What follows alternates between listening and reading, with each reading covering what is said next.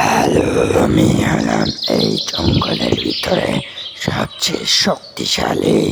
তাই আমি যা বলবো সবাইকে আমার কথা শুনতে হবে। রাজা শুধু শক্তিতে নয়, বুদ্ধিতেও থাকতে হয়। শিয়াল পণ্ডিত, তুমি কিছু বললে নাকি?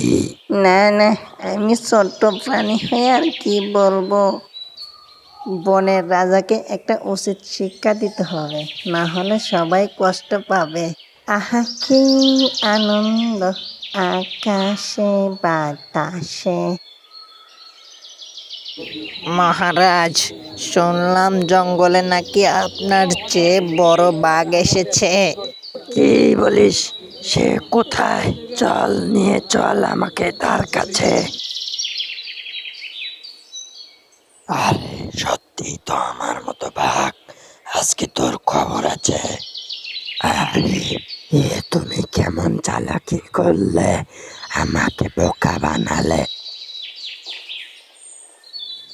যাক, রাজাকে তো উচিত শিক্ষা দেওয়া হয়েছে।